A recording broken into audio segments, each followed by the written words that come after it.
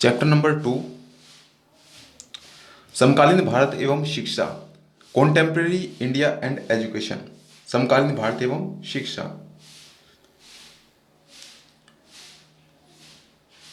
तो शुरुआत करते हैं। प्रश्न नंबर 1 है, प्राच्य पाश्चात्य विवाद का मुख्य कारण क्या था? प्राच्य पाश्चात्य विवाद का मुख्य कारण क्या था? तो प्राच्य पाश्चात्य विवाद का कारण सन 1813 के आज्ञापत्र में वर्णित निर्देश था। भारत में जनसाधारण की शिक्षा का प्रबंध कंपनी का कर्तव्य होगा, परंतु इस कर्तव्य की पूर्ति हेतु प्रतिवर्ष 1 लाख रुपए की धनराशि स्वीकृत की गई थी। परंतु यह धनराशि किस प्रकार व्यय की जाए, शिक्षा का स्वरूप क्या होगा, उसमें साहित्य और भारतीय विद्वान की व्याख्या नहीं की गई थी। इन सभी बातों का स्पष्टीकरण न होना ही प्राच्य पाश्चात्य विवाद का प्रमुख कारण था। प्रश्न 2 है कि मेकाले ने भारतीय साहित्य के संबंध में क्या कहा था? तो मेकाले ने भारतीय साहित्य के संबंध में क्या कहा था? तो मेकाले ने भारतीय साहित्य के संबंध में कहा था कि एक अच्छे यूरोपीय पुस्तकालय की अलमारी भारत और अरब के संपूर्ण साहित्य के बराबर होगी। प्रश्न 3 है, मेकाले ने अपना विवरण पत्र कब प्रस्तुत किया? मेकाले ने अपना विवरण पत्र कब प्रस्तुत किया? तो मेकाले ने 7 फरवरी 1835 को तत्कालीन शिक्षा संबंधी समस्याओं की छानबीन कर अपना ऐतिहासिक विवरण पत्र प्रस्तुत किया। प्रश्न 4 है, बेंटिक प्रस्ताव किस सन में दिया गया? तो बेंटिक प्रस्ताव 7 मार्च 1835 में दिया गया। बेंटिक प्रस्ताव 7 मार्च 1835 में दिया गया। प्रश्न है 5, एडम रिपोर्ट की 2 प्रमुख संस्तुतियां लिखिए। तो एडम रिपोर्ट की 2 प्रमुख संस्तुतियां हैं। नंबर 1, भारतीय एवं पाश्चात्य शिक्षा विशेषज्ञों के सहयोग से प्राच्य भाषाओं में पाठ्य पुस्तकों की क्रमबद्ध माला का प्रकाशन एवं वितरण किया जाए। नंबर 2, शिक्षकों के प्रशिक्षण के लिए नॉर्मल स्कूलों की स्थापना की जाए। प्रश्न नंबर 6 है कि ब्रिटिश काल में किस शिक्षा योजना ने भारतीय शिक्षा को सर्वाधिक प्रभावित किया? तो ब्रिटिश काल में किस शिक्षा योजना ने भारतीय शिक्षा को सर्वाधिक प्रभावित किया? तो इसका आंसर है कि ब्रिटिश काल में मेकाले के विवरण पत्र ने भारतीय शिक्षा को सर्वाधिक प्रभावित किया। ब्रिटिश काल में मेकाले के विवरण पत्र ने भारतीय शिक्षा को सर्वाधिक प्रभावित किया। प्रश्न 7 है, प्रारंभिक ब्रिटिश काल में भारतीय शिक्षा के प्रचार प्रसार में उल्लेखनीय योगदान किसने दिया? प्रारंभिक ब्रिटिश काल में भारतीय शिक्षा के प्रचार प्रसार में उल्लेखनीय योगदान किसने दिया? तो प्रारंभिक ब्रिटिश काल में भारतीय शिक्षा के प्रचार प्रसार में ईसाई मिशनरियों ने प्रमुख योगदान दिया। प्रश्न 8 है कि बनारस संस्कृत विश्वविद्यालय की स्थापना कब हुई थी? बनारस संस्कृत कॉलेज की स्थापना कब हुई? तो बनारस संस्कृत कॉलेज की स्थापना 1791 में यानी कि 1791 में बनारस संस्कृत कॉलेज की स्थापना हुई। तो बनारस संस्कृत कॉलेज की स्थापना 1791 में संस्कृत कॉलेज में हुई। प्रश्न 9 है कि कलकत्ता मदरसे की स्थापना किसने की? कलकत्ता मदरसे की स्थापना किसने की? तो कलकत्ता मदरसे की स्थापना वॉरेन हेस्टिंग ने कलकत्ता मदरसे की स्थापना की। वॉरेन हेस्टिंग्स ने कलकत्ता मदरसे की स्थापना की। प्रश्न 10 है, पूना संस्कृत कॉलेज की स्थापना एल फिनस्टन ने किस सन में की? पूना संस्कृत कॉलेज की स्थापना एल फिनस्टन ने किस सन में की? तो पूना संस्कृत कॉलेज की स्थापना एल फिनस्टन ने सन 1821 में की। सन 1821 में की। प्रश्न 11 है, लॉर्ड मेकाले ने गवर्नर जनरल की काउंसिलिंग में किस रूप में काम किया? लॉर्ड मेकाले ने गवर्नर जनरल की काउंसिलिंग में किस रूप में काम किया? तो लॉर्ड मेकाले ने गवर्नर जनरल की काउंसिलिंग में कानूनी सदस्य के रूप में काम किया। प्रश्न 12 है, वुड का आदेश पत्र कब जारी हुआ? तो वुड का आदेश पत्र सन 1854 में जारी हुआ। वुड का आदेश पत्र सन 1854 में जारी हुआ। प्रश्न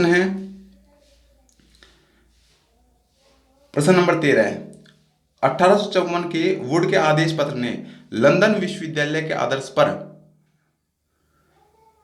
के आदर्श विश्वविद्यालय पर किन स्थानों पर विश्वविद्यालय स्थापित करने की संस्तुति की? तो इसका आंसर है कि सन 1854 के वुड के आदेश पत्र ने लंदन विश्वविद्यालय के आदर्श पर मद्रास, बंबई और कलकत्ता में विश्वविद्यालय स्थापित करने की संस्तुति की। प्रश्न नंबर 14 है, सन 1854 के वुड के आदेश पत्र ने माध्यमिक और उच्च शिक्षा के लिए किस भाषा को माध्यम बनाया? तो इसका सही जवाब है कि सन 1854 के वुड के आदेश पत्र ने माध्यमिक और उच्च शिक्षा के लिए अंग्रेजी भाषा को माध्यम बनाया। किसको? अंग्रेजी भाषा को माध्यम बनाया। प्रश्न नंबर 15 है, अधोगामी निस्यंदन सिद्धांत से आप क्या समझते हैं? अधोगामी निस्यंदन सिद्धांत से आप क्या समझते हैं? तो इसका सही जवाब है कि शिक्षा की व्यवस्था केवल उच्च वर्ग के व्यक्तियों के लिए की जाए। उच्च वर्ग के व्यक्तियों से वह निम्न वर्ग के व्यक्तियों में संपर्क के द्वारा स्वाभाविक रूप से पहुंच जाएगी।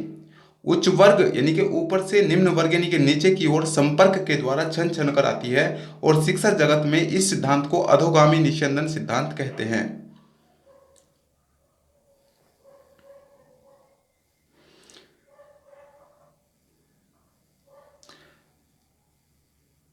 प्रश्न नंबर 16 है,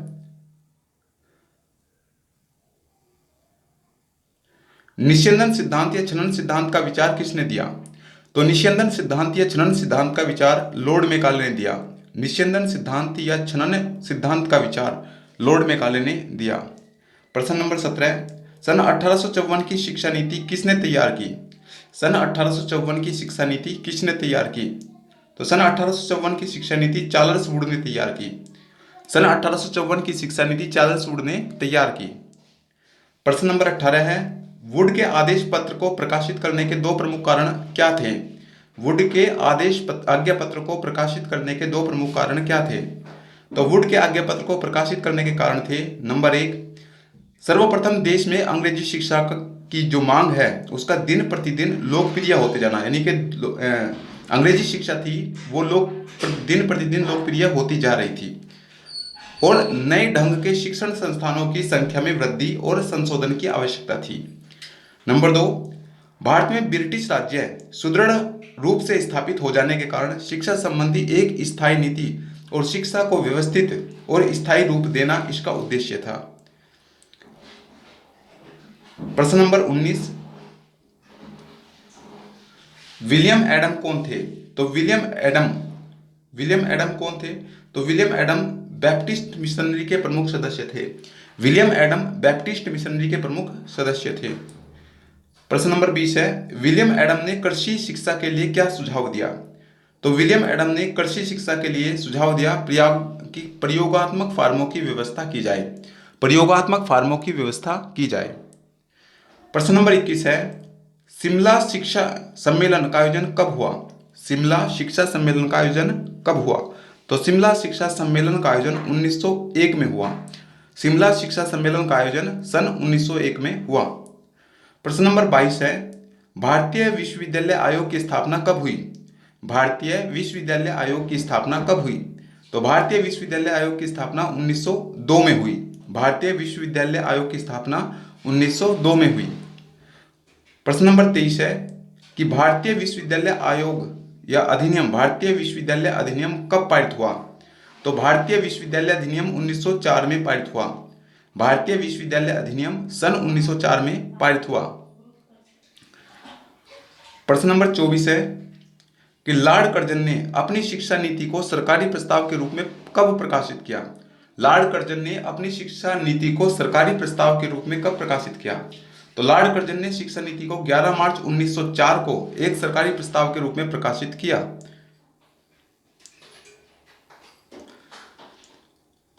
प्रश्न है 25, चार्ल्स वुड के द्वारा कौन सी शिक्षा नीति की वकालत की गई? तो चार्ल्स वुड के द्वारा भारतीय शिक्षा नीति की वकालत की गई। चार्ल्स वुड के द्वारा भारतीय शिक्षा नीति की वकालत की गई। प्रश्न नंबर 26, लॉर्ड कर्जन ने अपनी शिक्षा नीति में प्राथमिक शिक्षा में किस भाषा को प्रमुख स्थान देने पर जोर दिया? लॉर्ड कर्जन ने अपनी शिक्षा नीति में प्राथमिक शिक्षा में किस भाषा को प्रमुख स्थान देने पर जोर दिया? तो इसका सही जवाब है कि लॉर्ड कर्जन ने अपनी शिक्षा नीति में प्राथमिक शिक्षा में मातृभाषा को स्थान देने पर जोर दिया। मातृभाषा को स्थान देने पर जोर दिया। प्रश्न नंबर 27 है, सार्जेंट स्वतंत्रता से पहले स्वतंत्रता से पहले भारत में केंद्रीय शिक्षा विभाग की स्थापना किसने की थी? तो ये की थी सार्जेंट कमीशन ने। किसने की थी? सार्जेंट कमीशन ने। प्रश्न नंबर 28 है, राष्ट्रीय आंदोलन के जनक कौन थे? तो राष्ट्रीय आंदोलन के जनक महर्षि दयानंद थे। राष्ट्रीय आंदोलन के जनक महर्षि दयानंद थे। प्रश्न नंबर 29 एनी बेसेंट का अंग्रेजी शिक्षा के बारे में क्या दृष्टिकोण था? एनी बेसेंट का अंग्रेजी शिक्षा के बारे में क्या दृष्टिकोण था? तो एनी बेसेंट ने शिक्षा के अंग्रेजी स्वरूप का विरोध करते हुए कहा कि राष्ट्रीय जीवन और राष्ट्रीय चरित्र को अधिक शीघ्रता और निश्चित रूप से निर्बल बनाने के लिए इससे अधिक उत्तम उपाय और कोई नहीं हो सकता, क्योंकि बालकों की शिक्षा पर विदेशी प्रभावों और विदेशी आदर्शों का प्रभुत्व हो। ये एनी बेसेंट ने कहा था। प्रश्न 30, एनी बेसेंट ने भारतीय शिक्षा का समर्थन क्यों किया? एनी बेसेंट ने भारतीय शिक्षा का समर्थन क्यों किया? तो इसका सही जवाब है कि एनी बेसेंट ने भारतीय शिक्षा का समर्थन करते हुए कहा कि ब्रिटिश आदर्श ब्रिटेन के लिए अच्छे हैं, परंतु भारतीय आदर्श भारत के लिए ही अच्छे होंगे। भारत की राष्ट्रीयता से अधिक श्रेष्ठ और अधिक उत्तम राष्ट्रीयता का निर्माण ईश्वर ने नहीं किया है। प्रश्न नंबर 31, गोखले ने अपनी प्राथमिक शिक्षा संबंधी विधेयक को केंद्रीय धारा सभा में कब प्रस्तुत किया? गोखले ने प्राथमिक शिक्षा संबंधी विधेयक को केंद्रीय धारा सभा में कब प्रस्तुत किया? तो इसका सही जवाब है कि गोखले ने प्राथमिक शिक्षा संबंधी विधेयक को 19 मार्च 1910 को केंद्रीय धारा सभा में प्रस्तुत किया। प्रश्न नंबर 32 है कि गोखले बिल का क्या परिणाम रहा? तो गोखले बिल का प्राथमिक शिक्षा संबंधी विधेयक केंद्रीय धारा सभा में पारित नहीं हो सका, परंतु गोखले के अकाट्य तर्कों ने ब्रिटिश सरकार को भारतीयों की प्राथमिक शिक्षा की उचित व्यवस्था करने के लिए अवश्य विवश कर दिया था। प्रश्न नंबर 33, भारतीय राष्ट्रीय कांग्रेस ने राष्ट्रीय शिक्षा संबंधी प्रस्ताव कब पारित किया? भारतीय राष्ट्रीय कांग्रेस ने राष्ट्रीय शिक्षा संबंधी प्रस्ताव को कब पारित किया? तो इसका सही जवाब है 1905 में। प्रश्न नंबर 34 है, सैडलर कमीशन रिपोर्ट का अन्य नाम क्या है? तो सैडलर कमीशन रिपोर्ट का अन्य नाम है कलकत्ता विश्वविद्यालय आयोग। ध्यान रखेंगे, सैडलर कमीशन रिपोर्ट का अन्य नाम है कलकत्ता विश्वविद्यालय आयोग। प्रश्न 35, कलकत्ता विश्वविद्यालय आयोग के अध्यक्ष कौन थे? तो कलकत्ता विश्वविद्यालय आयोग के अध्यक्ष थे सर माइकल सैडलर। कलकत्ता विश्वविद्यालय आयोग के अध्यक्ष थे सर माइकल सैडलर। प्रश्न नंबर 36, विश्वविद्यालय अनुदान समिति के गठन का सुझाव किसने दिया? तो विश्वविद्यालय अनुदान समिति के गठन का सुझाव सार्जेंट योजना 1944 ने दिया। सार्जेंट योजना 1944 ने दिया। प्रश्न नंबर 37 है, सार्जेंट योजना कितने वर्ष की योजना है? तो सार्जेंट योजना 40 वर्ष की योजना है। सार्जेंट योजना 40 वर्ष की योजना है। प्रश्न नंबर 38, भारतीय शिक्षा आयोग का अन्य नाम क्या है? तो भारतीय शिक्षा आयोग का अन्य नाम हंटर आयोग है। भारतीय शिक्षा आयोग का अन्य नाम हंटर आयोग है। प्रश्न नंबर 39, हंटर आयोग का गठन कब हुआ? तो हंटर आयोग का गठन 3 फरवरी 1882 को हुआ। हंटर आयोग का गठन 3 फरवरी 1882 को हुआ। प्रश्न 40, भारतीय शिक्षा आयोग के अध्यक्ष कौन थे? तो भारतीय शिक्षा आयोग के अध्यक्ष सर विलियम हंटर थे। भारतीय शिक्षा आयोग के अध्यक्ष सर विलियम हंटर थे। प्रश्न नंबर 41, सैडलर आयोग की नियुक्ति कब हुई? सैडलर आयोग की नियुक्ति कब हुई? तो सैडलर आयोग की नियुक्ति 14 सितंबर सन 1917 को 14 सितंबर सन 1917 को सैडलर आयोग की नियुक्ति हुई।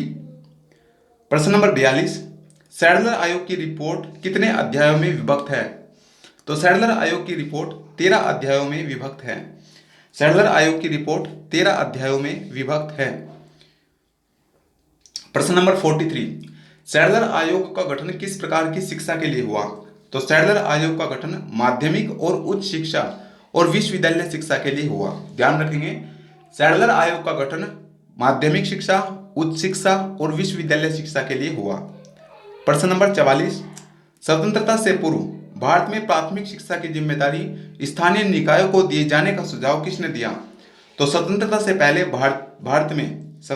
पहले भारत में प्राथमिक शिक्षा की जिम्मेदारी स्थानीय निकायों को दिए जाने का सुझाव भारतीय शिक्षा आयोग ने दिया था?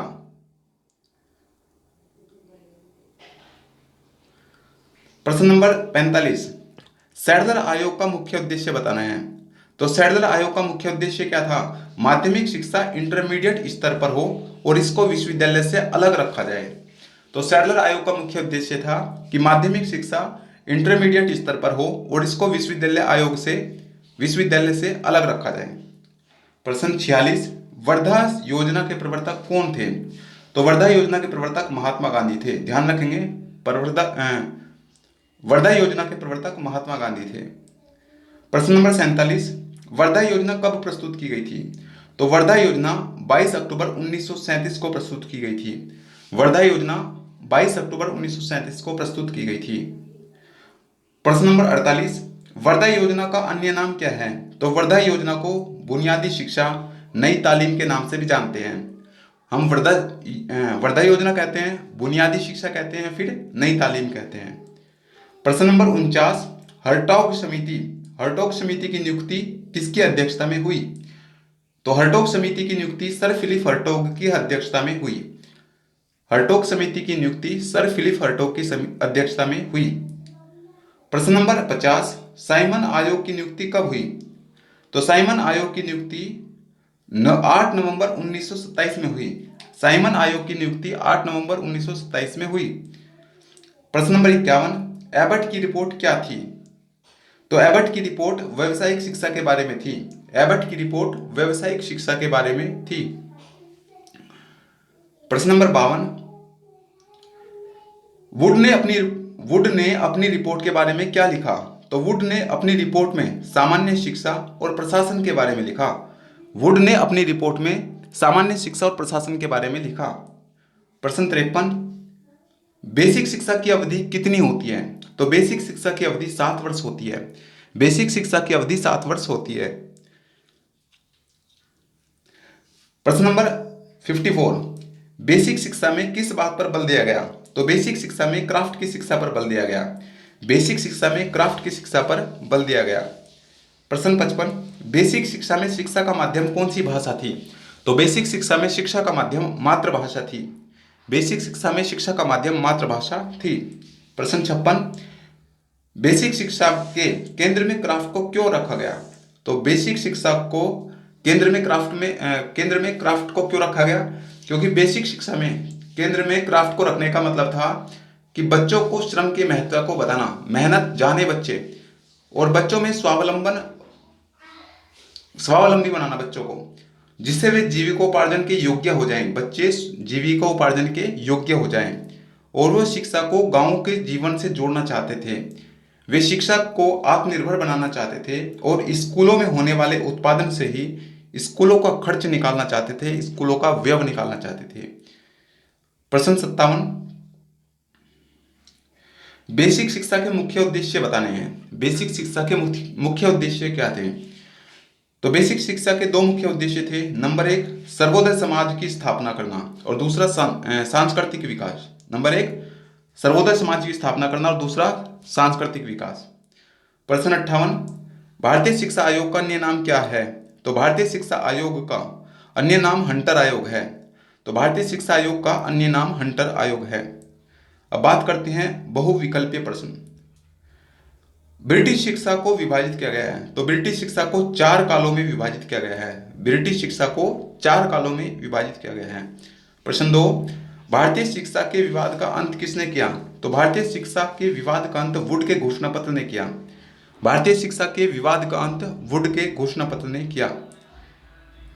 प्रश्न नंबर 43, गोखले बिल का मुख्य प्रस्ताव क्या था? तो गोखले बिल का मुख्य प्रस्ताव था साक्षरता को बढ़ावा देना, अनिवार्य निशुल्क प्राथमिक शिक्षा, शिक्षा का उत्तरदायित्व केंद्र और राज्य दोनों का हो।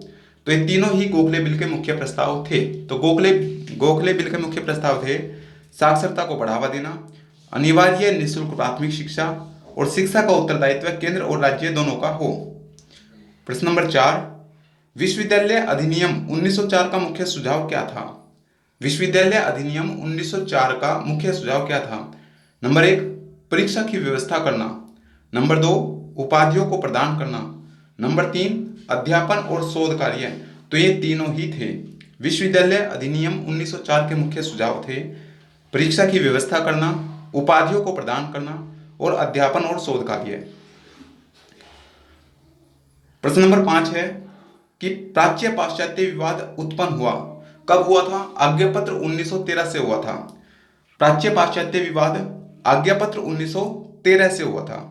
प्रश्न नंबर 6 है अधोगामी निस्यंदन सिद्धांत को दिया था, तो अधोगामी निस्यंदन सिद्धांत को मैकाले विवरण पत्र 1835 ने दिया था। अधोगामी निस्यंदन सिद्धांत को मैकाले विवरण पत्र 1835 ने दिया था। प्रश्न नंबर 7 है चार्टर एक्ट 1813 ने किसकी परिभाषा दी? तो चार्टर एक्ट 1813 ने साहित्य और भारतीय विद्वान दोनों की परिभाषा दी। चार्टर एक्ट 1813 ने साहित्य और भारतीय विद्वान दोनों की परिभाषा दी। प्रश्न नंबर 8 है प्राच्यवादी दल के नेता थे, तो प्राच्यवादी दल के नेता कौन थे? प्रिंसेप थे। प्राच्यवादी दल के नेता प्रिंसेप थे। प्रश्न नंबर 9 कंपनी के आज्ञापत्र का पुनरावर्तन होता था, तो कंपनी के आज्ञापत्र का पुनरावर्तन 20 वर्ष के बाद होता था। कंपनी के आज्ञापत्र का पुनरावर्तन 20 वर्ष के बाद होता था। प्रश्न नंबर 10 कलकत्ता जिसे अब हम कोलकाता कहते हैं, तो कलकत्ता में हिंदू कॉलेज की स्थापना कब हुई थी? तो कलकत्ता में हिंदू कॉलेज की स्थापना 1818 में हुई थी। कलकत्ता में हिंदू कॉलेज की स्थापना 1818 में हुई थी। प्रश्न नंबर 11 19वीं शताब्दी के प्रारंभ में भारत में साक्षरता का प्रतिशत कितना था? 19वीं शताब्दी के प्रारंभ में भारत में साक्षरता का प्रतिशत कितना था? तो वो था लगभग 7% था। 7%। प्रश्न नंबर 12 लॉर्ड मैकाले को भारत भेजा गया था, तो कब भेजा गया था? 1834 में, 1834 में। तो लॉर्ड मैकाले को 1834 में भारत भेजा गया था। प्रश्न नंबर 13 है लॉर्ड मैकाले को काउंसलिंग के पद पर भेजा गया था, तो लॉर्ड मैकाले को काउंसलिंग के पद पर कानूनी सलाहकार बनाकर भेजा गया था। लॉर्ड मैकाले को काउंसलिंग के पद पर कानूनी सलाहकार बनाकर भेजा गया था। प्रश्न नंबर 14 है विलियम बेंटिक ने अपनी शिक्षा नीति घोषित की थी, तो विलियम बेंटिक ने अपनी शिक्षा नीति 1835 में घोषित की थी। विलियम बेंटिक ने अपनी शिक्षा नीति 1835 में घोषित की थी। प्रश्न नंबर 15 है ओकलैंड ने अपनी शिक्षा नीति घोषित की थी, तो ओकलैंड ने अपनी शिक्षा नीति 1839 में घोषित की थी। ओकलैंड ने अपनी शिक्षा नीति 1839 में घोषित की थी। प्रश्न नंबर 16 है शिक्षा नीति 1854 तैयार की थी, तो शिक्षा नीति 1854 चार्ल्स वुड ने तैयार की थी। शिक्षा नीति 1854 चार्ल्स वुड ने तैयार की थी। प्रश्न नंबर 17 है भारत में सर्वप्रथम जन शिक्षा विभागों की स्थापना की गई थी, तो भारत में सबसे पहले जन शिक्षा विभागों की स्थापना की गई थी।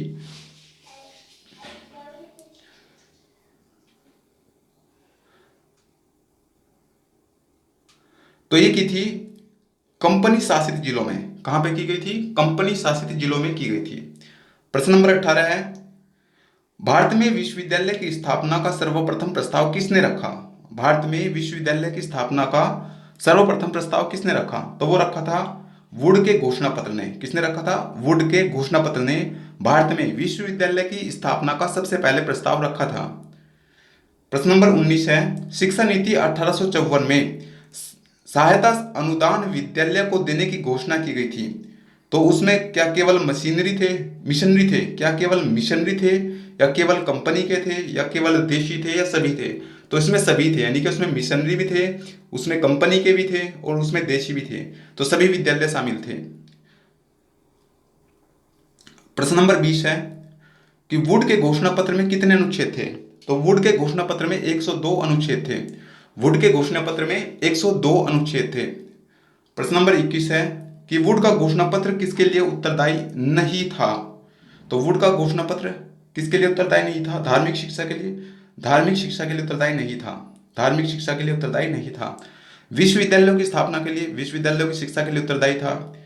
शिक्षा विभाग की स्थापना के लिए, शिक्षा विभाग की स्थापना के लिए उत्तरदायी था और सहायता अनुदान प्रणाली के लिए भी उत्तरदायी था। प्रश्न नंबर 22 है वुड के घोषणा पत्र के अनुसार शिक्षा का माध्यम क्या होना चाहिए? क्या केवल अंग्रेजी भाषा होनी चाहिए, क्या संस्कृत भाषा होनी चाहिए, क्या केवल प्रचलित भाषाएं होनी चाहिए, या फिर अंग्रेजी और प्रचलित भारतीय भाषाएं होनी चाहिए? तो इसका सही जवाब है कि अंग्रेजी और प्रचलित भारतीय भाषाएं होनी चाहिए। तो वुड के घोषणा पत्र के अनुसार शिक्षा का माध्यम अंग्रेजी और प्रचलित भारतीय भाषाएं होनी चाहिए। प्रश्न 23 है, वुड के घोषणा पत्र में संस्तुति की गई थी। तो वुड के घोषणा पत्र में प्रचलित भारतीय भाषाओं के विकास की संस्तुति की गई थी, अंग्रेजी के विकास की संस्तुति की गई थी, विज्ञान कला और दर्शन के विकास की संस्तुति की गई थी, या इनमें से सभी की संस्तुति की गई थी? तो इनमें से सभी की संस्तुति की गई थी। प्रश्न नंबर 24 है कि भारतीय विश्वविद्यालय आयोग 1902 में भारतीय सदस्य कितने थे?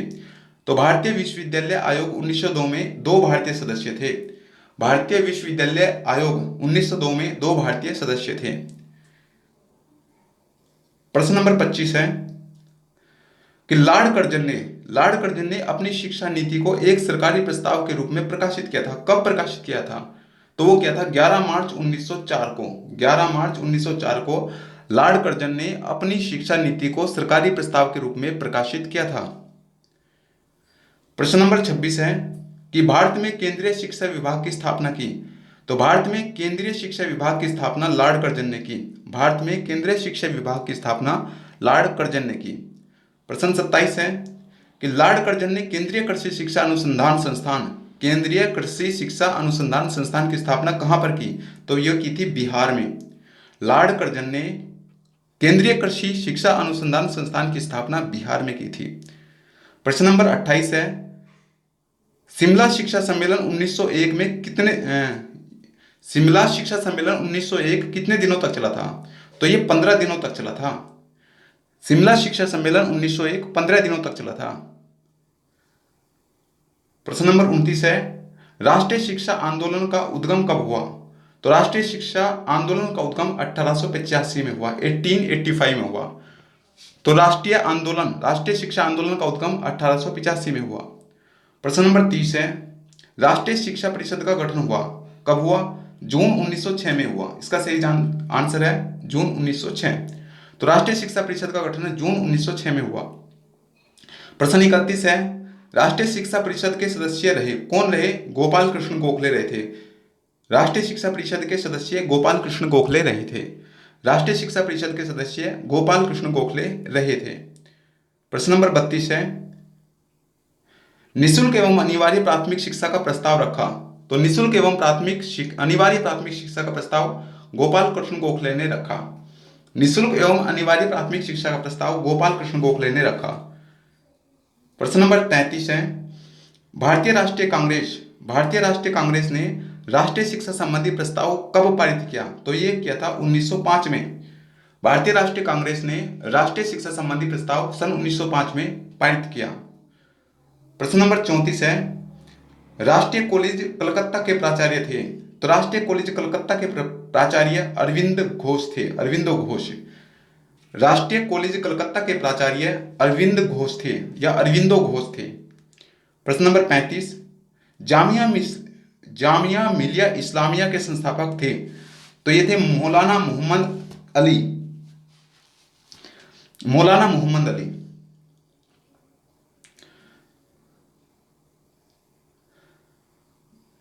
प्रश्न नंबर 36 है, सैडलर आयोग की नियुक्ति हुई। तो सैडलर आयोग की नियुक्ति कब हुई? सितंबर 1917 में हुई। सैडलर आयोग की नियुक्ति सितंबर 1917 में हुई। प्रश्न नंबर 37, सैडलर कमीशन रिपोर्ट विभक्त थी कितने अध्यायों में?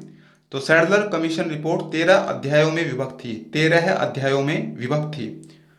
प्रश्न नंबर 38, हर्टाग समिति के अध्यक्ष थे। हर्टाग समिति के अध्यक्ष सर फिलिप हर्टाग थे। हर्टाग समिति के अध्यक्ष सर फिलिप हर्टाग थे। प्रश्न नंबर 39, भारतीय विश्वविद्यालय अनुदान समिति का गठन कब हुआ? विश्वविद्यालय अनुदान समिति का गठन कब हुआ? तो ये हुआ था 1946 में। 1946 में। तो विश्वविद्यालय अनुदान समिति का गठन 1946 में हुआ। प्रश्न नंबर 40, भारतीय शिक्षा आयोग ने संस्तुतियां दी थी। तो भारतीय शिक्षा आयोग ने प्राथमिक शिक्षा की, माध्यमिक शिक्षा की और विश्वविद्यालय शिक्षा की तीनों की ही संस्तुतियां दी थी। Answer number D. तो विश्वविद्यालय भारतीय शिक्षा आयोग ने प्राथमिक शिक्षा, माध्यमिक शिक्षा और विश्वविद्यालय शिक्षा तीनों की संस्तुतियां दी थी। प्रश्न नंबर 41, भारतीय शिक्षा आयोग ने प्राथमिक शिक्षा का भार सौंपा था। तो भारतीय शिक्षा आयोग ने प्राथमिक शिक्षा का भार स्थानीय निकायों को सौंपा था।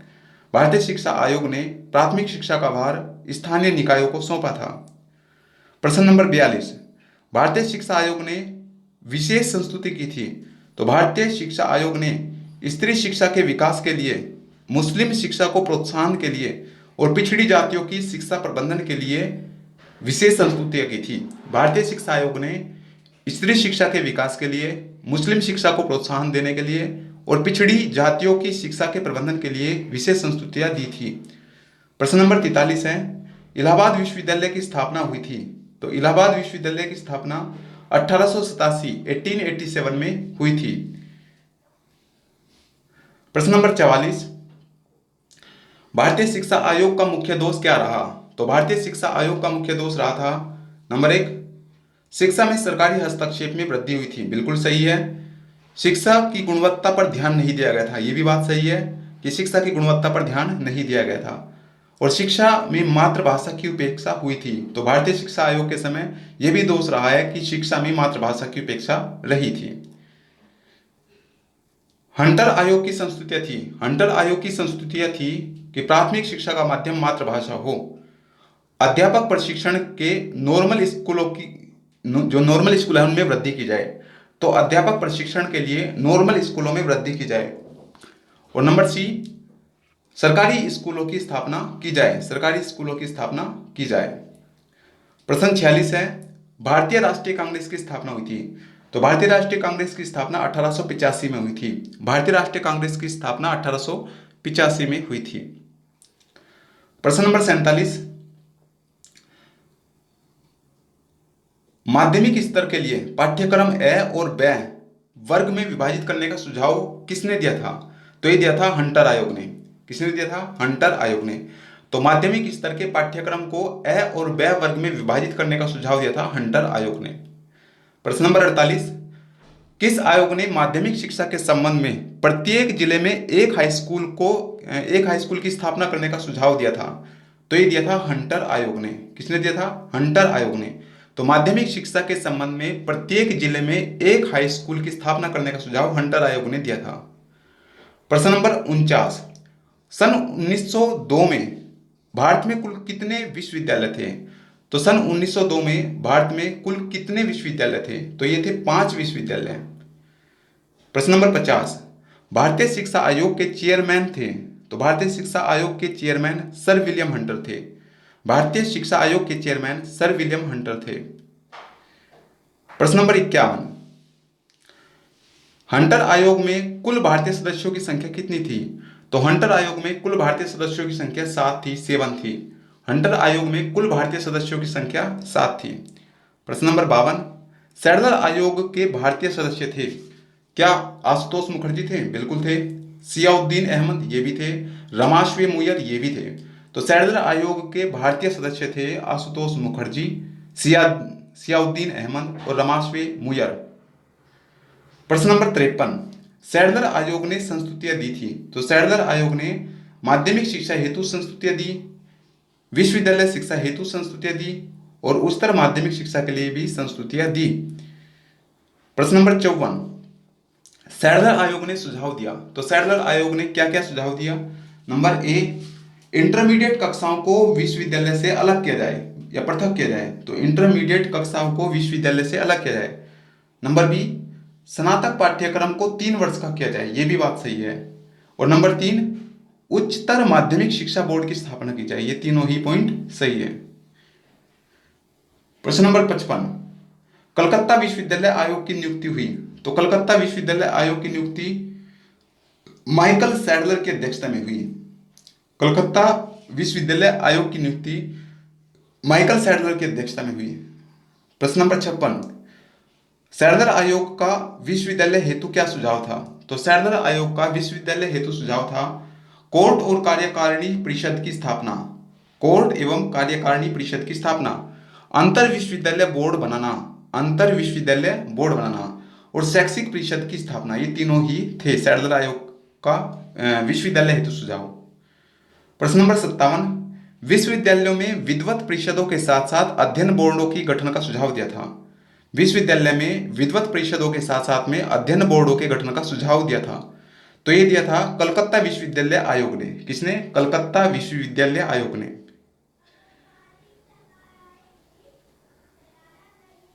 प्रश्न नंबर 58, बेसिक शिक्षा को क्या कहते हैं? तो बेसिक शिक्षा को नई तालीम, बुनियादी शिक्षा और गांधी की शिक्षा कहते हैं। तो बेसिक शिक्षा को नई तालीम, बुनियादी शिक्षा और गांधी की शिक्षा कहते हैं। प्रश्न नंबर 54, बेसिक शिक्षा का जन्म हुआ? तो बेसिक शिक्षा का जन्म 1921 में हुआ। बेसिक शिक्षा का जन्म 1921 में हुआ। प्रश्न नंबर 60, जाकिर हुसैन समिति के सदस्य थे? तो जाकिर हुसैन समिति के सदस्य थे के जी सैयदेन, विनोबा भावे और काका कालेलकर।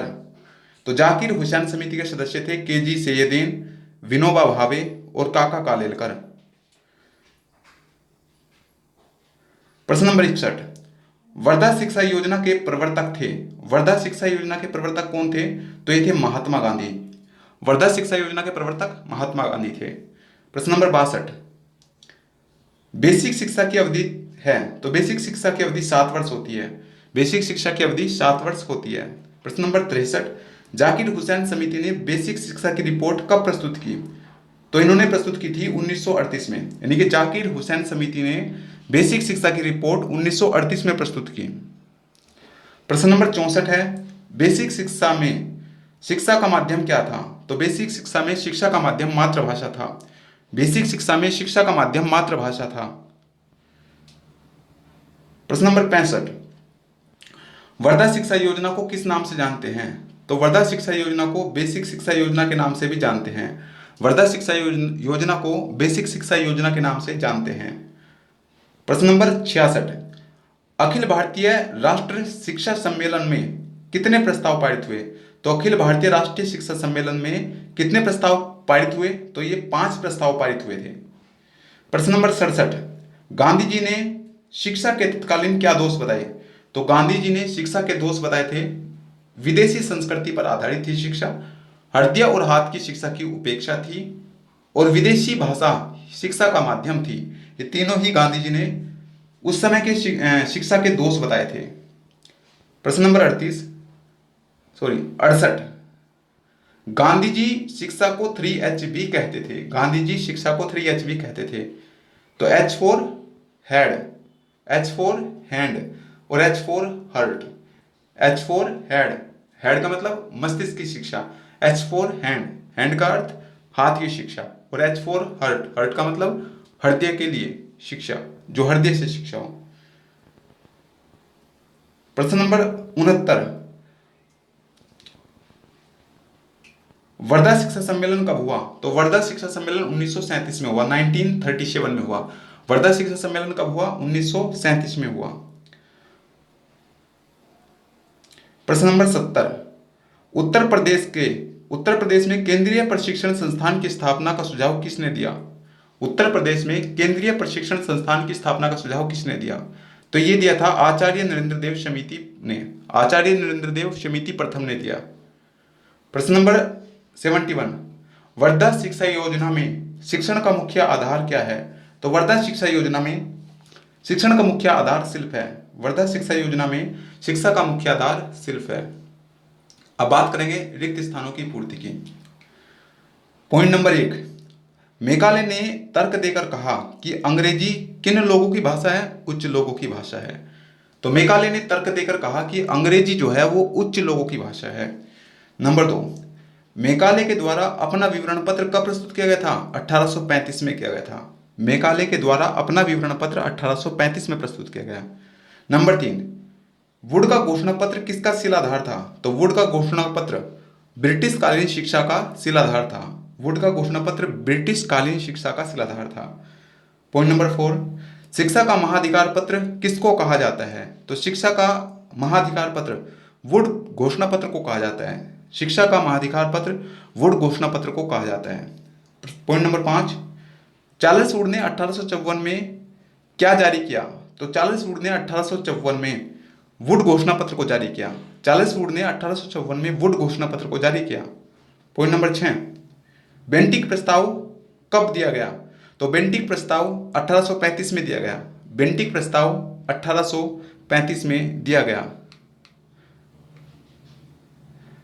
पॉइंट नंबर 7, मेकाले भारतीय भाषाओं को मानता था। तो मेकाले भारतीय भाषाओं को निम्न मानता था। मेकाले भारतीय भाषाओं को निम्न मानता था। पॉइंट नंबर 8, शिक्षा के अधोगामी निस्यंदन सिद्धांत को किसने अपनाया? तो शिक्षा के अधोगामी निस्यंदन सिद्धांत को मेकाले ने अपनाया। अधोगामी निस्यंदन सिद्धांत को मेकाले ने अपनाया। पॉइंट नंबर 9, चार्टर एक्ट 1813 के अनुसार साहित्य का अर्थ क्या था? तो साहित्य का अर्थ था अंग्रेजी साहित्य। चार्टर एक्ट 1813 के अनुसार साहित्य का अर्थ था अंग्रेजी साहित्य। पॉइंट नंबर 10, शिक्षा संबंधी 3 प्रतिवेदन किसने दिए? तो शिक्षा संबंधी 3 प्रतिवेदन एडम ने दिए। शिक्षा संबंधी 3 प्रतिवेदन एडम ने दिए। पॉइंट नंबर 11, उच्च वर्गों की शिक्षा को किसने महत्व दिया? तो उच्च वर्गों की शिक्षा को मेकाले ने महत्व दिया। उच्च वर्गों की शिक्षा को मेकाले ने महत्व दिया। पॉइंट नंबर 12, प्राच्य पाश्चात्य विवाद का अध्ययन किसने किया? तो प्राच्य पाश्चात्य विवाद का अध्ययन ओकलैंड ने किया। प्राच्य पाश्चात्य विवाद का अध्ययन ओकलैंड ने किया। पॉइंट नंबर 13, मेकाले ने शिक्षा संबंधी विचारों को किसने अनुमोदन किया? तो मेकाले के शिक्षा संबंधी विचारों का अनुमोदन बेंटिक ने किया। पॉइंट नंबर 14, ब्रिटिशकालीन शिक्षा का प्रभाव भारत में कितने वर्षों तक रहा? तो ब्रिटिशकालीन शिक्षा का प्रभाव भारत में 150 वर्षों तक रहा, 150 वर्षों तक रहा। पॉइंट नंबर 15, मिशनरियों का मुख्य उद्देश्य अंग्रेजी तथा ईसाई धर्म का प्रचार करना था। ईसाई धर्म का प्रचार करना। पॉइंट नंबर 16, मेकाले ने शिक्षा में किस माध्यम को प्रधानता दी? अंग्रेजी माध्यम को प्रधानता दी। मेकाले ने शिक्षा में अंग्रेजी माध्यम को प्रधानता दी। पॉइंट नंबर 17, राष्ट्रीय शिक्षा का उल्लेख किस शताब्दी के अंत में हुआ? 19वीं शताब्दी के अंत में हुआ। पॉइंट नंबर 18, अनिवार्य और निःशुल्क प्राथमिक शिक्षा का प्रस्ताव किसने दिया? तो अनिवार्य और निःशुल्क प्राथमिक शिक्षा का प्रस्ताव गोखले ने दिया। अनिवार्य और निःशुल्क प्राथमिक शिक्षा का प्रस्ताव गोखले ने दिया। पॉइंट नंबर 19, वुड ने शिक्षा नीति की घोषणा जुलाई कब की थी? कौन से सन में की थी? तो 1854 में की थी, 1854 में की थी। पॉइंट नंबर 20, वुड ने अपनी शिक्षा नीति में किसकी शिक्षा दी? तो वुड ने अपनी शिक्षा नीति में धर्मनिरपेक्षता की शिक्षा दी। वुड ने अपनी शिक्षा नीति में धर्मनिरपेक्षता की शिक्षा दी। पॉइंट नंबर 21, वुड के घोषणा पत्र को क्या कहते हैं? तो वुड के घोषणा पत्र को महाधिकार पत्र कहते हैं। वुड के घोषणा पत्र को महाधिकार पत्र कहते हैं। पॉइंट नंबर 22, वुड घोषणा पत्र के अनुसार कितने विश्वविद्यालयों की स्थापना की गई? तो 3 विश्वविद्यालयों की स्थापना की गई। वुड के घोषणा पत्र के अनुसार 3 विश्वविद्यालयों की स्थापना की गई। पॉइंट नंबर 23, हंटर आयोग का गठन कब हुआ? तो हंटर आयोग का गठन सन 1882 में हुआ। हंटर आयोग का गठन सन 1882 में हुआ। 24, भारतीय शिक्षा आयोग के अध्यक्ष कौन थे? तो भारतीय शिक्षा आयोग के अध्यक्ष हंटर थे। भारतीय शिक्षा आयोग के अध्यक्ष हंटर थे। 25, भारतीय शिक्षा आयोग का दूसरा नाम क्या था? तो भारतीय शिक्षा आयोग का दूसरा नाम हंटर कमीशन था। भारतीय शिक्षा आयोग का दूसरा नाम हंटर कमीशन था। पॉइंट नंबर 26, हंटर आयोग ने अपनी संस्तुतियों को कितने स्तरों की शिक्षा प्रदान की? तो हंटर आयोग ने अपनी संस्तुतियों में 3 स्तर पर शिक्षा प्रदान की थी, 3 स्तर पर।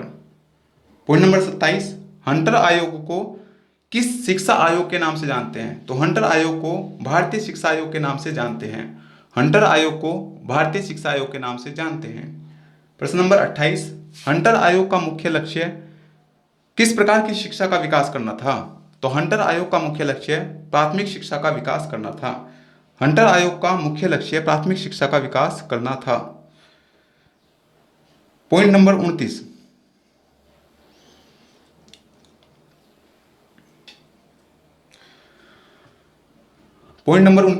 हंटर आयोग ने प्रारंभिक शिक्षा की जिम्मेदारी किसको प्रतिपादित की? तो हंटर आयोग ने प्रारंभिक शिक्षा की जिम्मेदारी स्थानीय निकायों को प्रतिपादित की। पॉइंट नंबर 30, भारतीय शिक्षा आयोग का गठन किसके समय किया गया? तो भारतीय शिक्षा आयोग का गठन विक्टोरिया के समय किया गया। भारतीय शिक्षा आयोग का गठन विक्टोरिया के समय किया गया। पॉइंट नंबर 31, सैडलर आयोग ने स्नातक पाठ्यक्रम की अवधि कितने वर्ष करने की संस्तुति की? तो 3 वर्ष करने की संस्तुति की।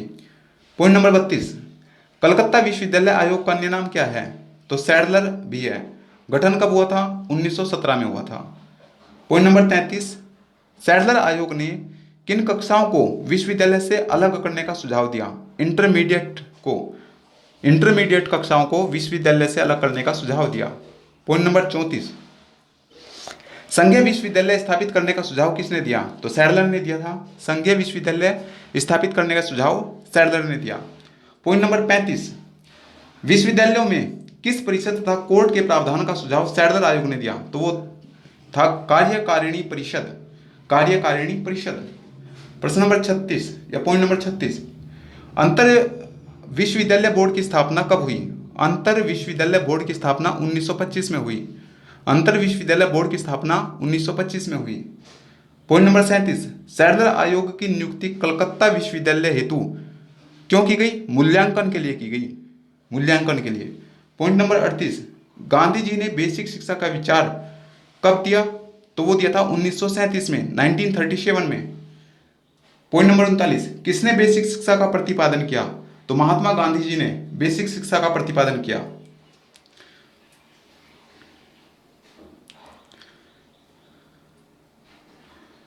पॉइंट नंबर 40, नई तालीम तथा बुनियादी शिक्षा को क्या कहते हैं? तो नई तालीम या बुनियादी शिक्षा को बेसिक शिक्षा कहते हैं। नई तालीम या बुनियादी शिक्षा को बेसिक शिक्षा कहते हैं। पॉइंट नंबर 41, जाकिर हुसैन ने बेसिक शिक्षा पर कितने दो रिपोर्ट अखिल भारतीय राष्ट्रीय कांग्रेस कमेटी के अधिवेशन में सन 1938 को प्रस्तुत की थी। पॉइंट नंबर 42, बेसिक शिक्षा या बुनियादी शिक्षा का जन्म कब हुआ? 1921 में हुआ। तो बेसिक शिक्षा या बुनियादी शिक्षा का जन्म कब हुआ? 1921 में हुआ। पॉइंट नंबर 43, बेसिक शिक्षा में मातृभाषा और हस्तशिल्प को प्रधानता दी गई। तो बेसिक शिक्षा में मातृभाषा और हस्तशिल्प को प्रधानता दी गई। पॉइंट नंबर 44, बेसिक शिक्षा में बालकों को ध्यान में रखा गया। किस प्रकार के? ग्रामीण बालकों को ध्यान में रखा गया। किस प्रकार के बालकों को? ग्रामीण बालकों को ध्यान में रखा गया। पॉइंट नंबर 45, बेसिक शिक्षा में किस प्रकार की शिक्षा के प्रारूप को महत्व नहीं दिया गया? तो सतत शिक्षा के प्रारूप को महत्व नहीं दिया गया। पॉइंट नंबर 46, हर्टाग समिति ने किस सन में पहली बार प्राथमिक शिक्षा की किस समस्या की ओर संकेत किया? तो हर्टाग समिति ने सन 1921 में पहली बार प्राथमिक शिक्षा पर अपव्यय की समस्या की ओर संकेत किया। अब बात करेंगे सत्य असत्य प्रश्नों की। पॉइंट नंबर 1, ब्रिटिश कालीन शिक्षा को 4 कालों में विभाजित किया गया। तो ब्रिटिश कालीन शिक्षा को 4 कालों में ही विभाजित किया गया था। पॉइंट सही। पॉइंट नंबर 2, ब्रिटिश कालीन शिक्षा के लिए सबसे पहले फोर्ट विलियम कॉलेज को खोला गया था। बिल्कुल सही है। वही ब्रिटिश कालीन शिक्षा में सबसे पहले फोर्ट विलियम कॉलेज को खोला गया था। फोर्ट विलियम कॉलेज को खोला गया। पॉइंट नंबर 3, लॉर्ड मेकाले को 1834 में भारत भेजा गया था। सही जवाब है। लॉर्ड मेकाले को 1834 में भारत भेजा गया था। पॉइंट नंबर 4, मेकाले ने अंग्रेजी भाषा को शिक्षा के लिए उपयोगी बताया। बिल्कुल सही है। वही मेकाले ने अंग्रेजी भाषा को शिक्षा के लिए उपयोगी बताया।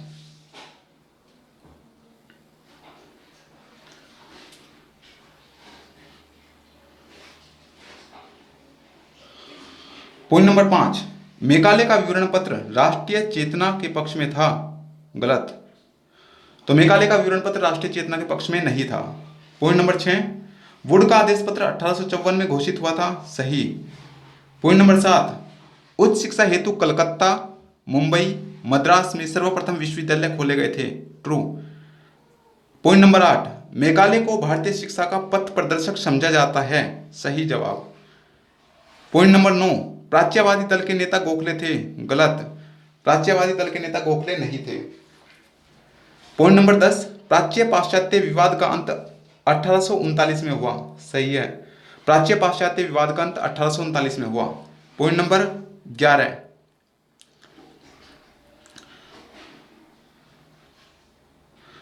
11, वुड के घोषणा पत्र द्वारा सहायता अनुदान प्रणाली की संस्तुति नहीं की गई थी। भाई की गई थी, इसलिए गलत हो गया। पॉइंट नंबर 12, वुड के घोषणा पत्र में क्रमबद्ध विद्यालयों की संस्तुति की गई थी, की गई थी। पॉइंट नंबर 13, वुड के घोषणा पत्र का गठन 1854 में किया गया था, किया गया था। पॉइंट नंबर 14, वुड ने भारत के 5 राज्यों में एक एक लोक शिक्षा विभाग की स्थापना का सुझाव दिया था, बिल्कुल दिया था। पॉइंट नंबर 15, जेम्स ने वुड के घोषणा पत्र को भारत में अंग्रेजी शिक्षा का मानाधिकार नहीं माना था, नहीं माना था। पॉइंट नंबर 16, 1813 के चार्टर एक्ट के अनुच्छेद 43 के अनुसार साहित्य का अर्थ अंग्रेजी साहित्य से था, बिल्कुल सही। पॉइंट नंबर 17, भारतीय विद्वान का अर्थ अंग्रेजी साहित्य का ज्ञान होना था, बिल्कुल सही। पॉइंट नंबर 18, मैकाले ने अधोगामी निस्यंदन सिद्धांत के शिक्षा में उपयोग का सुझाव दिया था, बिल्कुल दिया था। पॉइंट नंबर 19, मैकाले ने उच्च शिक्षा वर्गों की शिक्षा को महत्व दिया था, मैकाले ने उच्च वर्गों की शिक्षा को महत्व दिया था। पॉइंट नंबर 20, एडम ने शिक्षा के 3 प्रतिवेदन प्रस्तुत किए थे, बिल्कुल किए थे। पॉइंट नंबर 21, ओकलैंड ने सर्वप्रथम प्राच्य पाश्चात्य विवाद का समाधान किया था, बिल्कुल किया था। पॉइंट नंबर 22, वुड घोषणा पत्र में अधोगामी निस्यंदन सिद्धांत का खंडन किया गया है, बिल्कुल किया गया है। पॉइंट नंबर 23, वुड घोषणा पत्र ने धर्मनिरपेक्ष शिक्षा का स्वरूप दिया, बिल्कुल दिया। पॉइंट नंबर 24, भारतीय शिक्षा प्रणाली के आधार पर वुड घोषणा पत्र तैयार किया गया, बिल्कुल किया गया। पॉइंट नंबर 25, भारतीय शिक्षा धार्मिक संस्कारों को प्रधानता देती है, बिल्कुल देती है। पॉइंट नंबर 26, भारतीय विश्वविद्यालय अधिनियम में प्राथमिक शिक्षा में भारतीय भाषाओं को समुचित स्थान दिया गया था, बिल्कुल दिया गया था। पॉइंट नंबर 27, कर्जन ने शिमला शिक्षा सम्मेलन 1901 की अध्यक्षता की थी, तो बिल्कुल कर्जन ने ही की थी।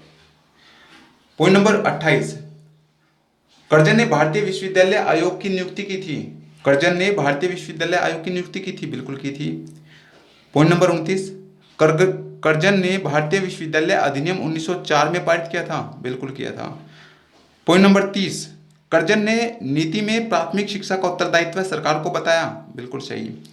पॉइंट नंबर 31, राष्ट्रीय शिक्षा आंदोलन का उद्गम कर्जन की नीतियों के कारण हुआ था, बिल्कुल। पॉइंट नंबर 32, राष्ट्रीय शिक्षा परिषद का गठन 1 जून 1907 को हुआ, नहीं।